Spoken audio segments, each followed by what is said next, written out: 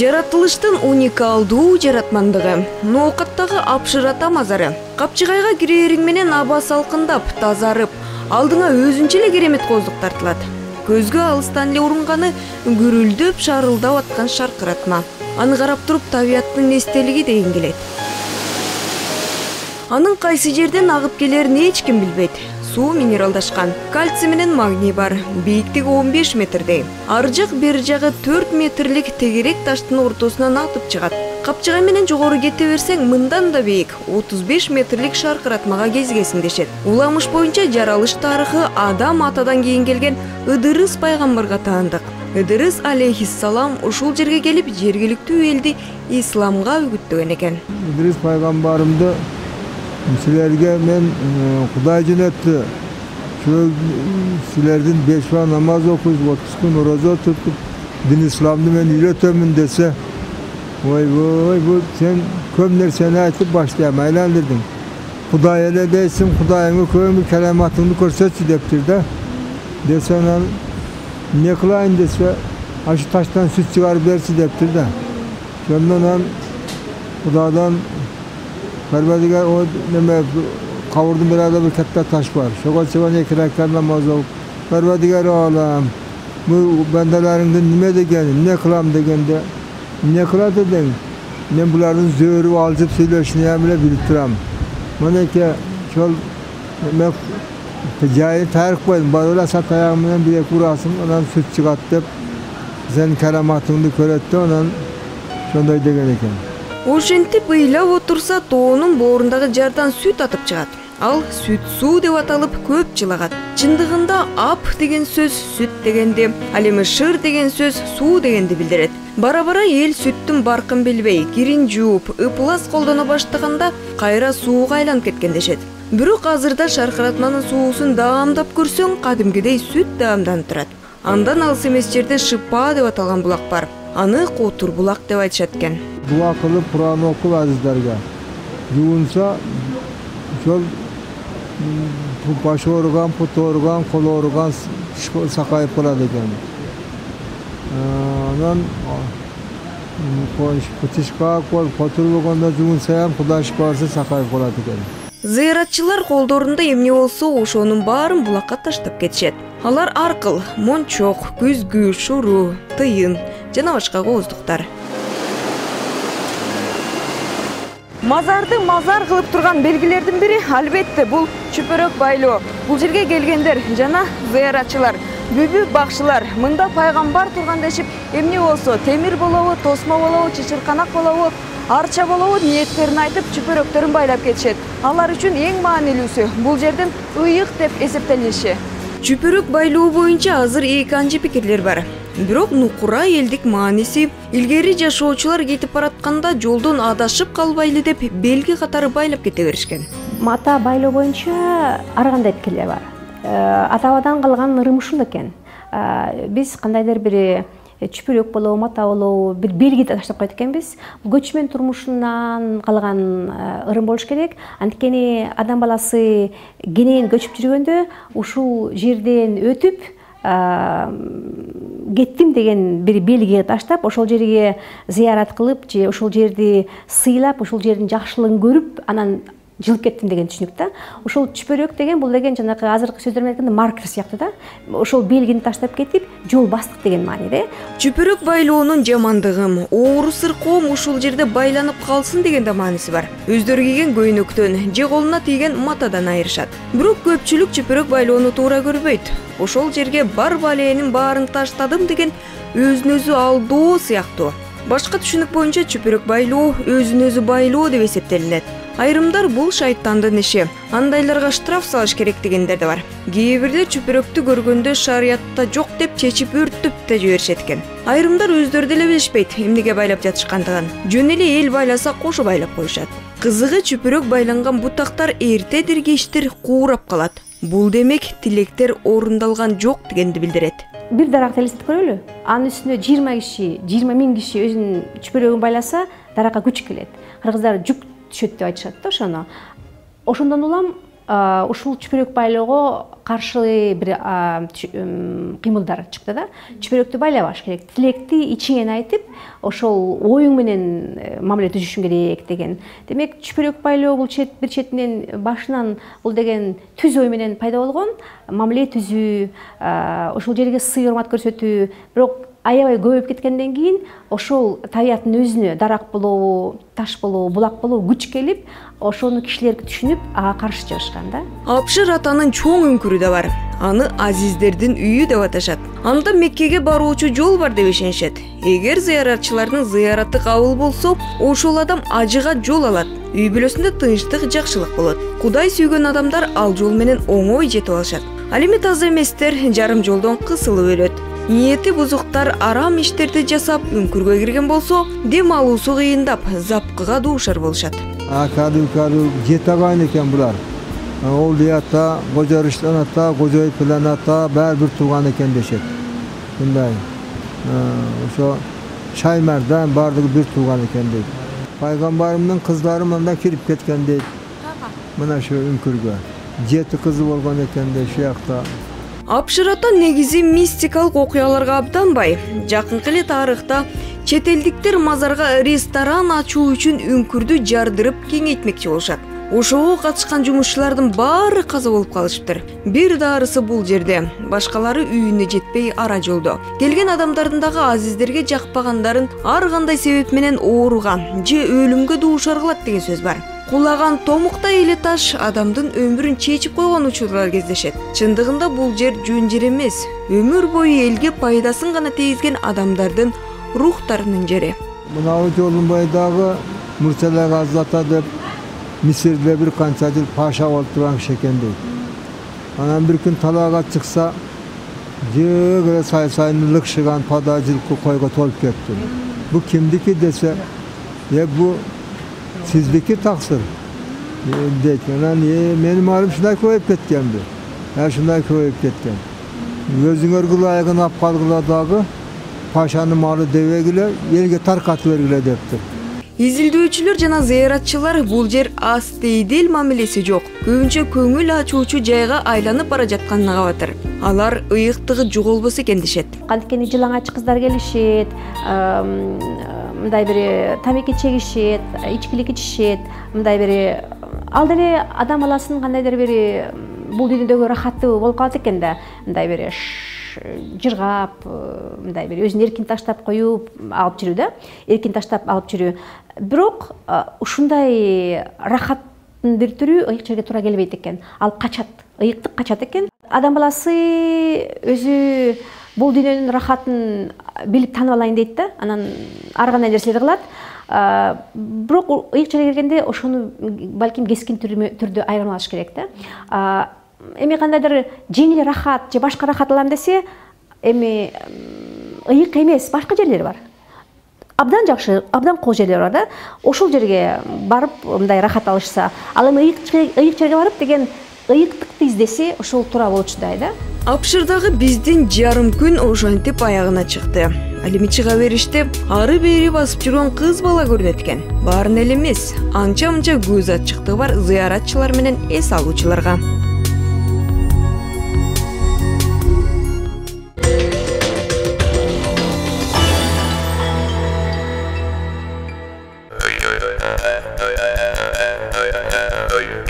Илгери Карымбай деген сараң, бир байдын санасы санда жок, жер жайнаган койлору, үйүр жылкысы, топ уйлары болот.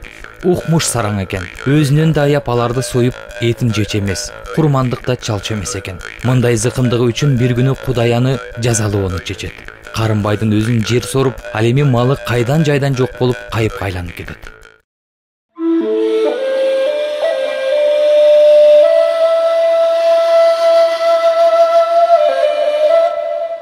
Баткендиктер үчүн бул мүйүздөр көнүмүш эле көрүнүш.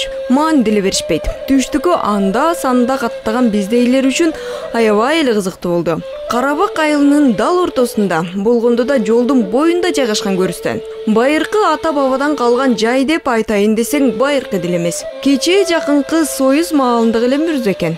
Бул жайкана Чоңгора айылынын ушу элдердин 61-жылы көчүп келгенден баштап пайда болгон. Ошондон бери ушул жаканада эми коюлуп келет элдин эмеси. Мына мүйүздөр эми бул эскиден ата бабалардан калган салт. Ушу күмбөз деген нерсени билдирет. Болгону ошол.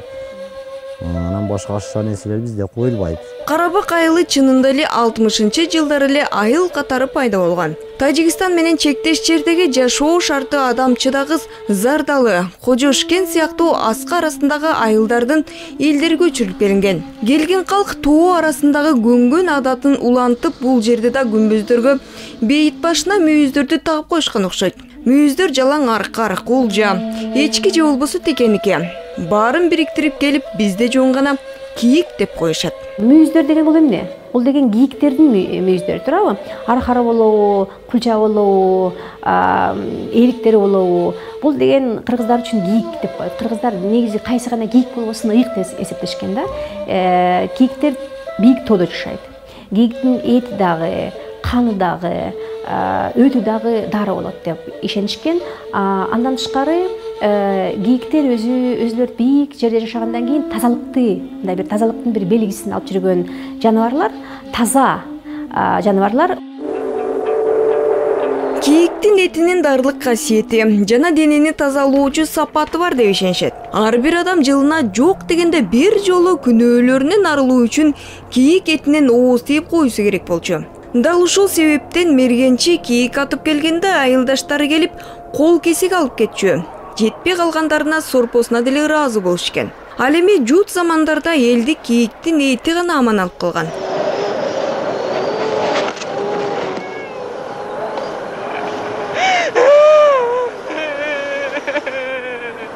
Кийиктин мүйүзү коюлган жерлерди көрсөк, демек бул жерде мурда кийин кийик болгон, кийик жүргөн деп түшүнө керек. Чындыгында бул мүйүздүү күмбөз жайгашкан Карабак айылынын тургундары Зардалы, Кожошкен, Шудуман жергелеринен ооп келгендер экенин эске алганда баары түшүнүктүү болот. Анткени ал аймактагы тоолордо эчки теке, аркар, кулжалар абдан көптөшөт. Зардалы айылынын так ортосунда да аркардын мүйүзү коюлган.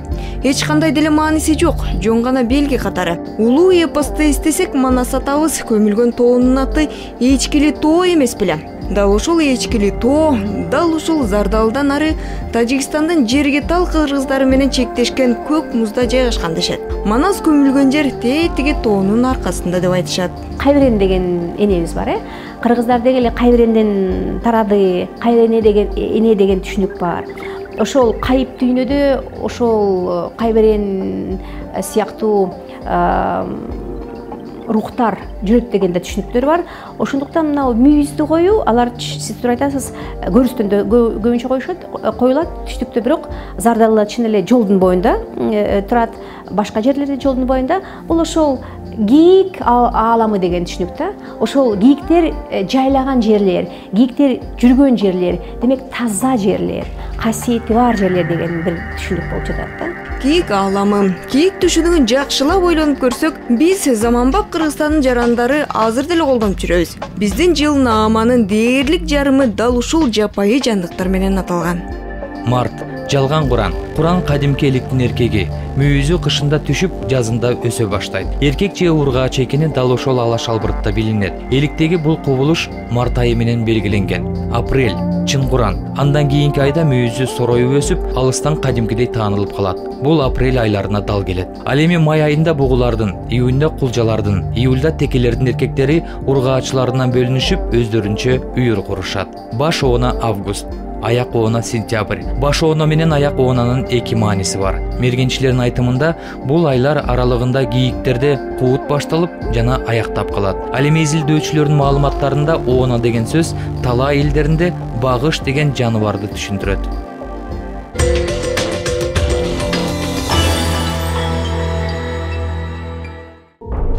Ооба, таң калбай эле коюңуз. Kani Good деген аталышы чет өлкөлүк маркага окшогон үңкүр Кыргызстанда жайгашкан. Бул жерде кыргызстандыктар деле билишпейт. Алган эмес 20 чакырым аралыкта жайгашкан Самаркандек айылынын тургундары да угуп эле жүрүшкөн болсо келип көрүшкөн эмес. Киргенден да коркушат. Бул жер бизде Kani Good деген жер. Ушу мен деле биринчи жолу келишим. Ушу келип карап, бул чуңкурлар көп экен. Бирок чоң түс кеткендерге барышка корктук мына караганга. Бирок жомоктогудайлы Канигут тажик тилинен өлүмдүн кени, туңгуюктун кени, дайынсыздыктын кени деп которулат. Эл арасында жөн гана кирсе кайтпас кен, кирген киши чыкпай калат деген түшүнүк бар. Эмне себептен уникалдуу кооз үңкүр ушундай коркунучтуу уламыштарга толгон? Кептин баары чыгыштын атактуу ойчулу Ибн Сина калтырып кеткен жазууда жатат. Анда алгач биздин доордун башына сапар алалы. Акылмандар дүйнөнүн баардык алтыны менен асыл таштарын ааламдын ар түрдүү жерлерине катып коюшкан. Аларга ээ болуу оңой эмес. Мисалы Мараван Нахра өлкөсүндө тоолордун арасында жаткан Исфара деген шаар бар. Анын аймагында Кут деген жер орун алган. Акылмандар ошол жайга асыл таштарды катып туруп, баарын дубалап коюшкан. Айтымдарга караганда баалуу таштарды санап жетишпейсиң. Мен деген хандардын, далай манаптын басса турса оюнан кетпеген, түнкүсүн уйку бербеген чылк алтын күмүштөр. Авиценнанын бул бир кооз сөзү кийин карапайым далай колдун убалына калды. Байлар кол алдындагыларды асыл таш казууга жиберип турушкан. Алардын көбү өлүп, азы гана аман калчу. Биздин доордун башында алгач күмүш, сурма, цинк жана коргошун алып чыгышчу. Кен 6-кылымдарда да казылганы туурасында маалымат бар. Тоо казууну орто кылымдарда арабтар улантат. Темир жана сымаптын бар экенин билишет. Бул жерге кытайлардын да кол тийген. Аны үңкүрдүн түбүндө азыркыга чейин жаткан жыгачтан жасалган кол арабалардан билсе болот. Эми сөздөрдү ушу алдың эми кытайлар келип иштеген дешет. Кийин дагы кытайлар келип иштетебиз деп эми элдин сөзү боюнча ушинтип келгенде ушу канча экөө үчөөдөй канча кытай түшүп ошонун чыкпай койгондой тагы калгандары кетип калышкан дейт. Ушинтип анын кээ бир аны көргөндөр айтат, ушу түс кеткен чуңкурларды фонарик менен карасак ушу кытайлардын арабалары көрүнөт дейт. Бирок аны барса келбес дейт. Жакын барып караганга коркобуз да, коркунуч да. 9-10 кылымдарга таандык шам чырактар жана идиш аяктар табылган. Кийинчерээк табылган идиштер 14-кылымга таандык. Ал эми 18-кылымда ок эритүүчү кен казыла баштайт. Ошондой эле жыгачтан узун тепкичтер бар. Аларды кимдер салганы белгисиз. 19-кылымда болсо Кокон кандыгы кен казууну кайра жандандыруу максатында үңкүргө өлүм жазасына тартылгандарды, барымтада калгандарды жумшаган. Кудай Архан кымбат баалуу буюмдарды, асыл кенчтерди табууга көп аракет жасаган. Алар ошол эле Ибн Сина калтырып кеткен үңкүрдүн картасын колдонушчу окшойт. Эгерде солдогу жолго түшсөңөр, башкаларды карабагыла. Бат эле эсиңер ооп калат. Жазуулары бар плитаны көрсөңөр, айнек чектен өткөн соң колунда канжар жана кылычтары бар кишилерге жолугасыңар. Коркпогула. Эң негизгиси Курандын сүрөлөрүн окуй бергиле. Андан ары галерея башталат. Бир колунда кылыч, бир колунда жаасы бар адам турат. Ага жолубогула. Анан көл болот. Шамдай болуп жаркып турган таштар болот. 100 кадамдан кийин тоо чыгып, жол ичкирет. Ошондо колуна эмне тийсе ошого жөлөнүп карман. Эгер учуп кетсең, Мухаммед пайгамбар да жардам бербейт. Ошол жерде бир төө уктап жатат. Көзү алмаздай күйгөн. Андан ары оозунан от чачкан ажыдар. Келмени катуу келтирсең, ал уктап калышы керек.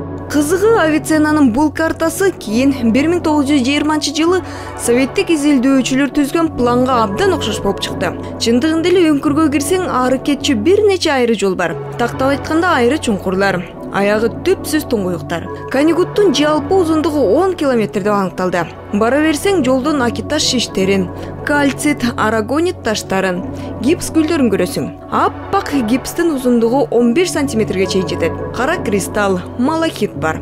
Ал эми негизги кени күмүш. Геологдор 1 тонна кенден 15 кило күмүш чыгат дешет. Анан сымап, коргошун. Болгондо да уулуу коргошун. Чыкканчаң уулуу болгондуктан сөзсүз мурун кап менен жүрүү керек. Илгерки кен казуучулардын өлүмдөрүнүн көбү дал ушуга байланыштуу. Түбүнө чейин баргандар таштар арасында басылып калган байыркы кенчилердин сөөктөрүн, скелеттерин көрөсүң дешет. Шам жагылганда дубалдардан фантастикалык көлөкөлөр көрүнүп, сөөлөкөттөр тартыла берет. Жиндер жана перилер жөнүндөгү жомоктор ушинтип эле пайда болот окшойт.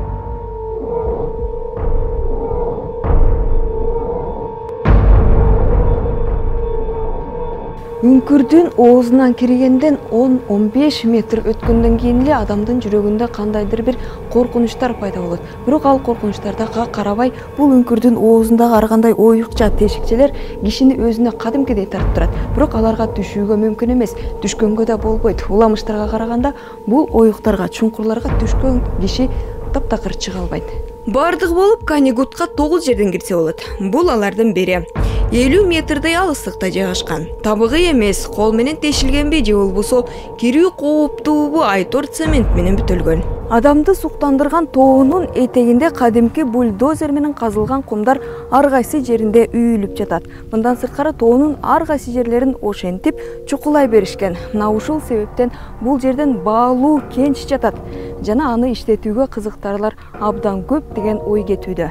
Бул жака адам деле келбейт. Көп жылдык тынуудан кийин барган мейман биз болдук. Дал ушул киши келбеген себептүү Канигут үңкүрү тарыхый жана геологиялык баалуу табыгый музей катары өз боюнча сакталып турат. Ал эми түн ичинде байыркы кенчилердин кадамдары, жер алдындагы туңгуюктарда өлүп бараткан кулдардын онтоосу, жалгыз кирип адашып кеткен кенчилердин кыйкырыктары угулуп турат дешет. Канигуттун эң чоң сыры дагы адам тагдырларынын жана таштар алдындагы калган азаптардын сыры.